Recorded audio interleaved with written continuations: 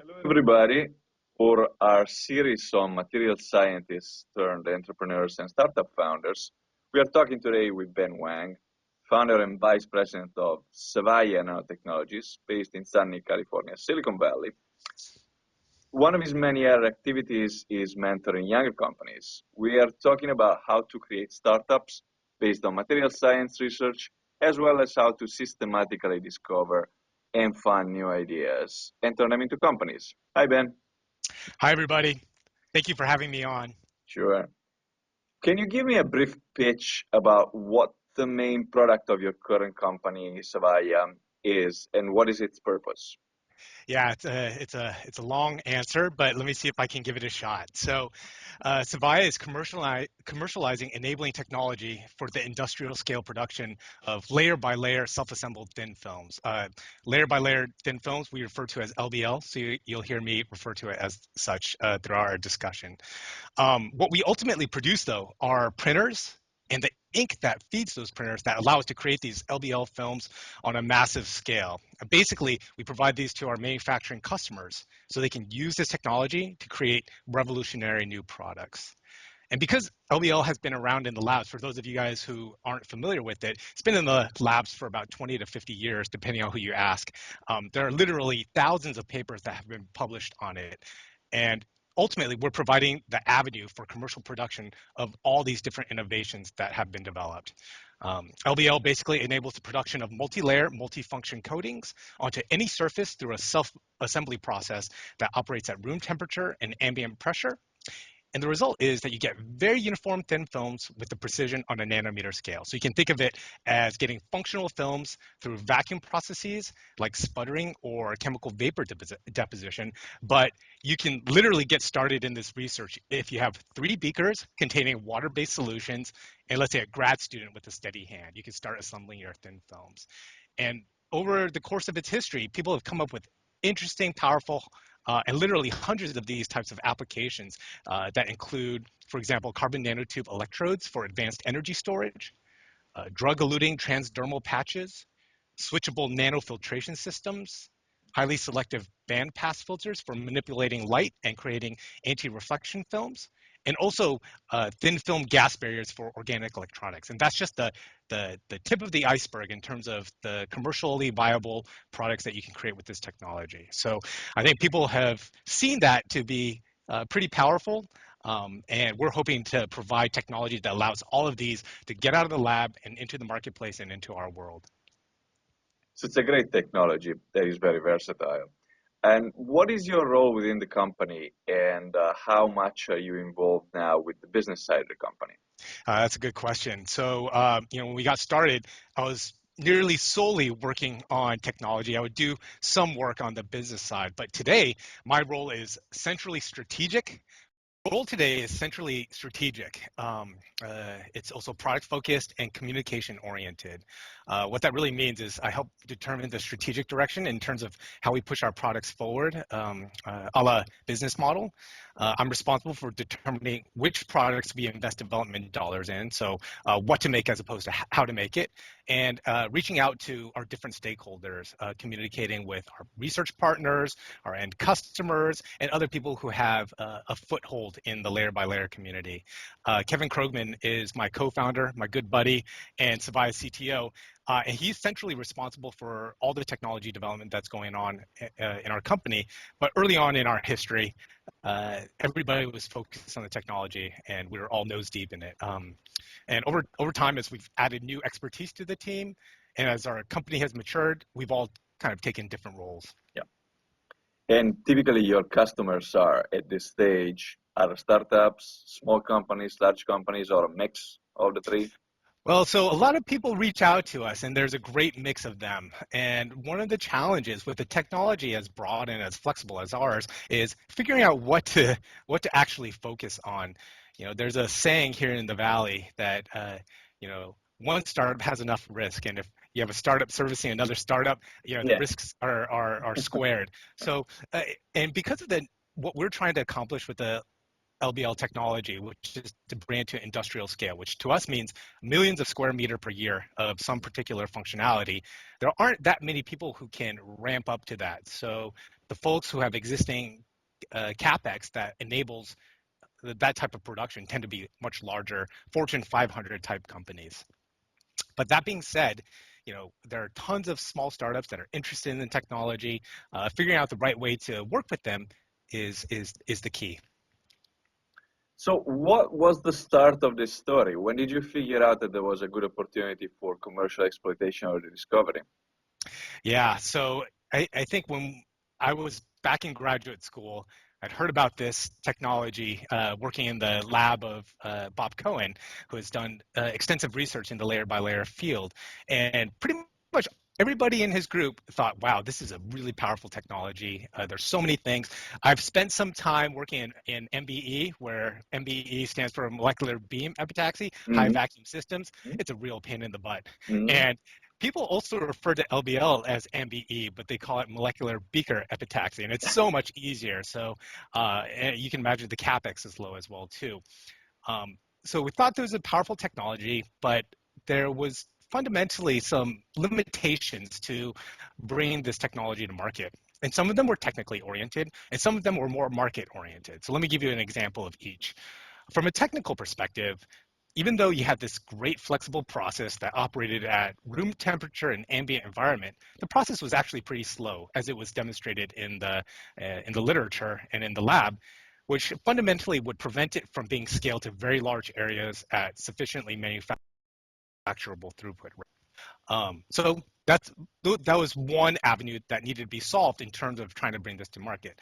The other aspect was, well, if you weren't hampered by that, or if you were looking at market segments that didn't care about massive speed or a large area, for example, eyewear, putting anti-reflection onto ophthalmic lenses, well, then you potentially could scale. But then there were some market challenges. For example, one of the leading producers of ophthalmic lenses already had an installed base of high-capacity CVD systems that produced very wonderful anti-reflection films for lenses. They could charge an arm and a leg for them. We all know how much we pay for those. Yeah.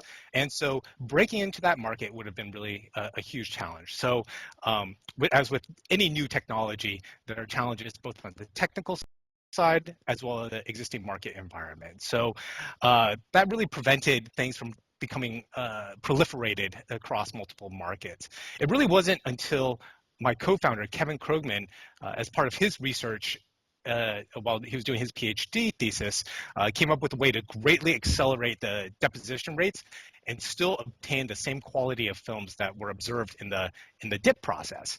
And once he was able to reduce that to practice and filed for IP in it through the technology licensing office at MIT, all of a sudden we thought, well, maybe this technology has a shot. The speeds were fast enough so that you could at least imagine that it could be manufacturable on a reasonable scale.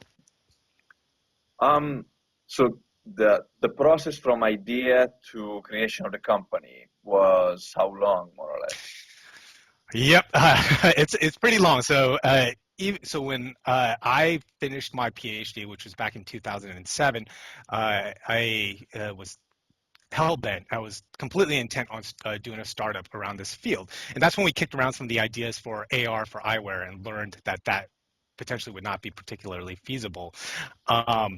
So Kevin started really getting his technology, what eventually was our technology, to realization probably in 2008. And that's when we started the company. So about a year later, from when we first started thinking about doing a company, all the way up to 2009 when we actually got funding to do this. So all told, from an initial inception, not even of the technology, but of the idea of doing a company based on this, at least 2 years. So considerable amount of time. Did you guys move directly to Silicon Valley, or there was a later decision? So I had relocated back to California, knowing that there's just a lot of technology out here. And as we envisioned that scaling this technology up would have taken a lot of other let's say, expertises along the process side, equipment side, chemistry side, and California is just loaded with that type of talent. Um, uh, so I moved back here, but we set up a small offsite facility outside of Boston, a little 381 square foot laboratory where we began the initial scale up work for the technology. It's like a So New we're York kind of apartment. bi-coastal. That kind of, I'm sorry? it's like a New York apartment, that kind of size. Absolutely, absolutely.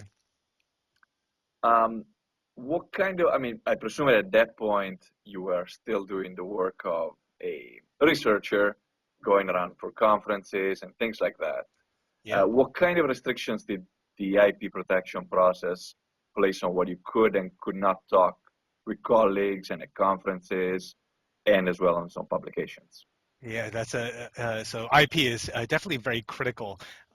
Well, I think we were a little fortunate in that MIT had filed a lot of the IP in a manner that was compelling. So what I mean by compelling is that they had the right invention disclosures. They had already the applications were filed, and the utility filings were all done according to standard procedure.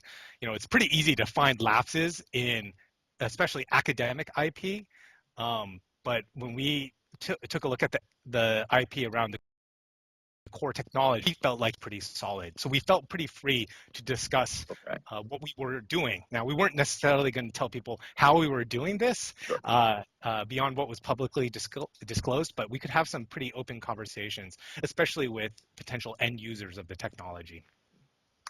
And at that point, did you participate in the funding roundups, or did you participate later, or you just went and did the pitches to investors? Yeah, so I think by funding roundups, you mean just pitching all the time. Right. Uh, uh, I, I can pretty much say that we never didn't pitch.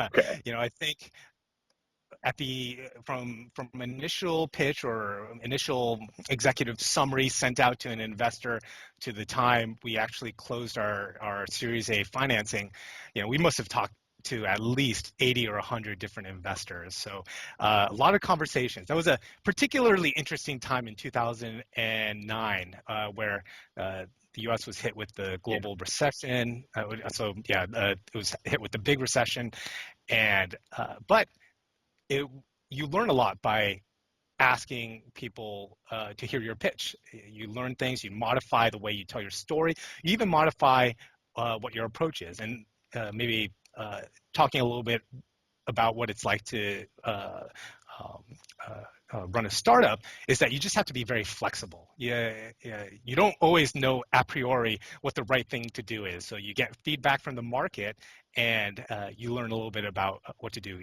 each time you talk to someone. The learning curve. Before Absolutely. before starting this company, this venture, did you want to become an entrepreneur? Was that ever in the cards for you? Definitely, definitely. I think I really admired the genesis of enterprises even at a young age. In a personal story, my mom, who, even though she is a chemist by training, did a lot of different entrepreneurial endeavors. So I always tagged along, even though they were consumer oriented. So I think I got my interest at a very young age. For me personally, I really knew startups were for me when I worked at a lab on a startup between undergrad and grad school. I loved the energy, the team, and it had all the great attributes that I mentioned previously. And I figured that the best way to have the startup experience all over again is to do it yourself. So um, I also went to school at Stanford, so living in the Bay Area, especially around That the helps. time of the dot-com boom, you saw a lot of positive change that occurred through these enterprises. I mean, some aspects of the heated entrepreneurial environment, weren't necessarily great, but overall, I think what entrepreneurship delivers is a net positive to society. So, did a couple things in graduate school that could be loosely called entrepreneurial, including building a proprietary baseball game prediction tool that we were able to commercialize. And so love entrepreneurship. Always wanted to be involved and do companies. And this will probably not be the last one. Oh, that's nice. And I mean, obviously, the environment that you were in, as you said, I mean, it was quite influential, both at Stanford and as well as at MIT. later, I'm assuming. Definitely, especially from the technology perspective. I mean, there are few better places than MIT in terms of setting up collaborations, working together. I did my research at a place called the Institute for Soldier Nanotechnology, which was an interdisciplinary research center that brought together material scientists, chemical engineers, physicists, chemists, biologists.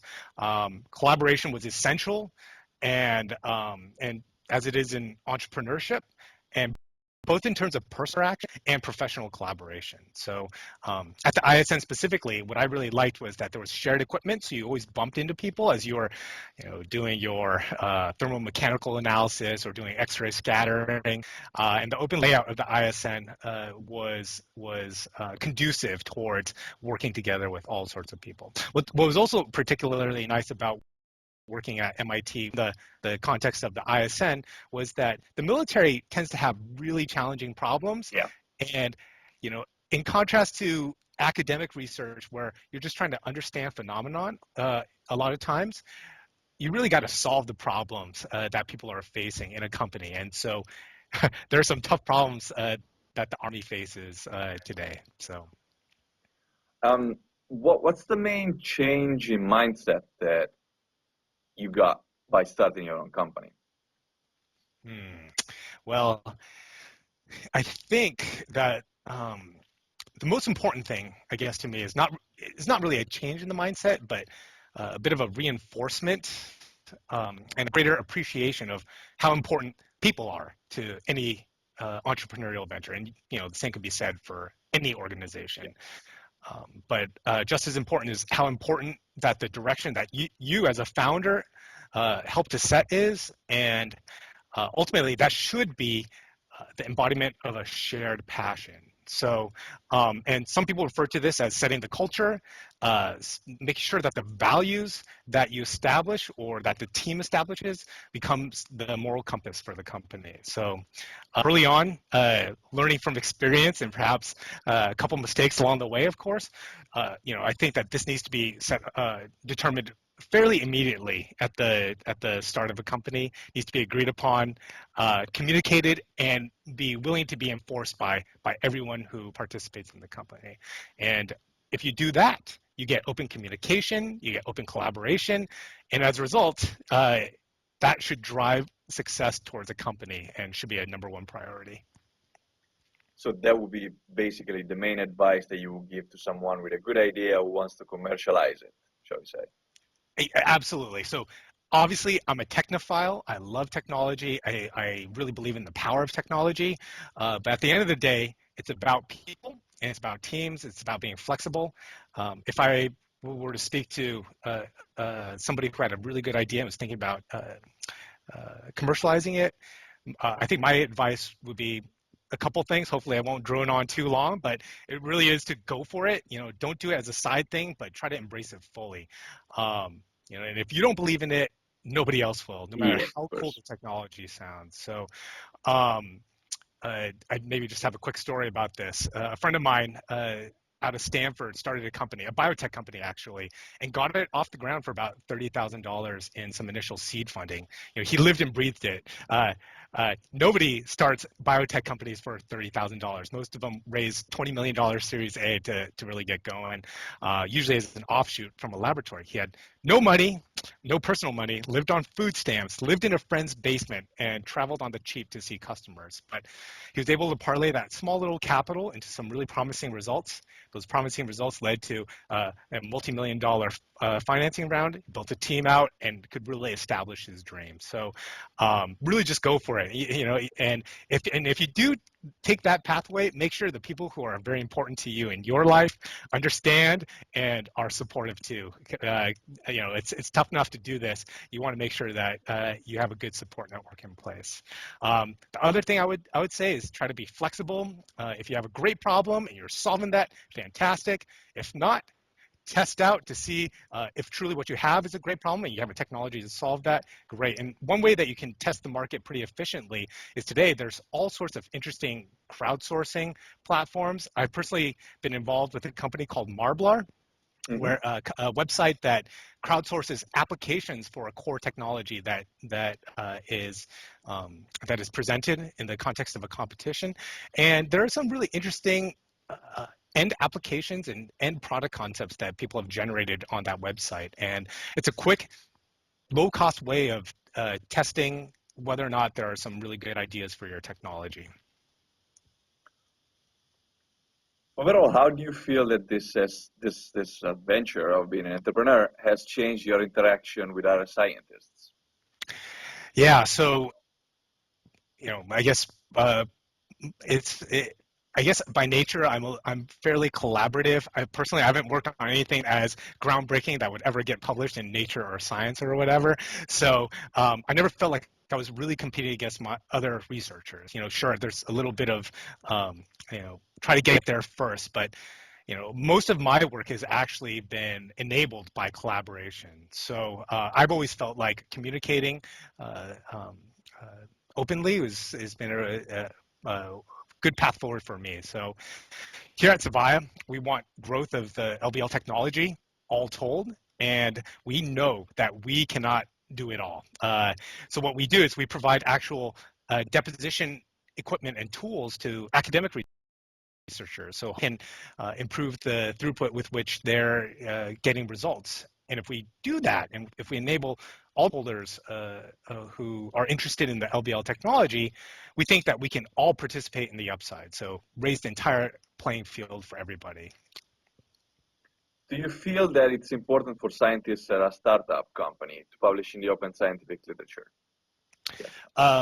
Yeah, I think it depends, right? I just mentioned all this open discussion and communication, and that's true. I really do believe that. I think most enterprises do believe that there are a few things that you will need to protect, though. But publications can really help with awareness. And because you're a company and you're solving specific problems that relate to commercialization, which may not have to do with the fundamentals of the technology, I think you get a different spin on it. People will want to read that. They want to know what are the big challenges and technical challenges that you have to overcome in order to bring something to market. And so in some sense, I think publication is a really good avenue to getting information about your company out. It's a great buzz, and it's a good way to stay in touch with the fundamental research community. And as I mentioned before, you have, as a side activity, you mentor other younger startups. What kind of technologies do you focus on? How do you go about sourcing them? Mhm. So again, I'm a technophile. I love technology. So the stuff that I kind of reach out to and look for tend to fall into the spaces of nanotechnology, microfabrication, have energy as well. I've developed more recent interest in 3D printing. I think that's kind of all the rage these days, Yeah, but it's a great polymer problem, right? it is.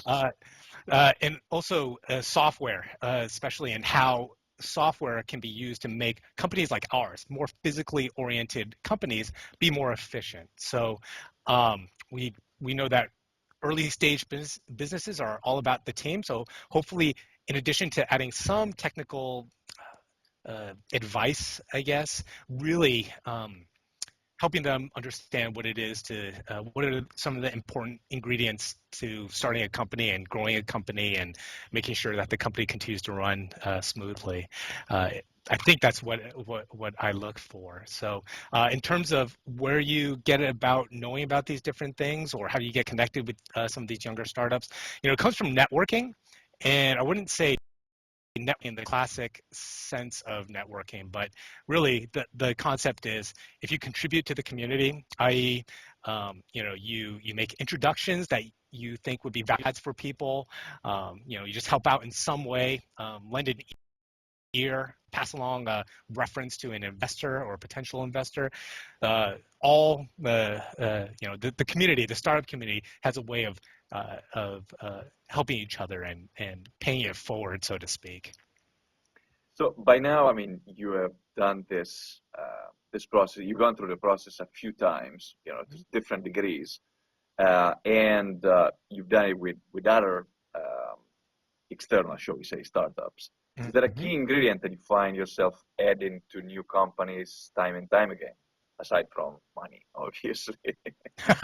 Yeah, quite honestly, I don't think I have that much value Yeah. add. I think there are people who are just really tremendous value adds. And actually, I think that that's what I think is, um,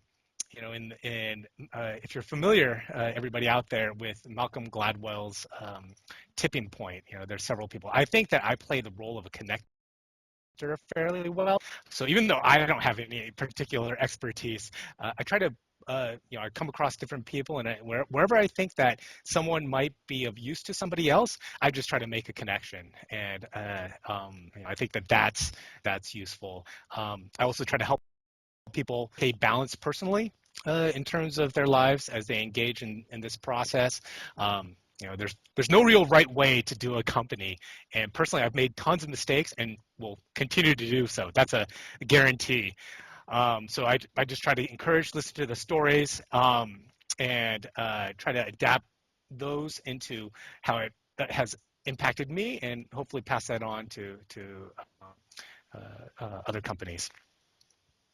What do you feel is the main difference between academia and the Silicon Valley environment? And what do you think academia should learn from startups? Two main points in terms of differences between academia and Silicon Valley. So, in academia, I think that the making sure that you have fundamental understanding on your technology is really important, and that's how you push the field forward. In Silicon Valley, you can only do as much as the resources are allotted to. So if it means that you have to skip over some understandings to get to the next step, to the next one, you got to do it. And sometimes that's quite unfulfilling, especially to people who are trained in the academic mold, going through PhDs, et cetera.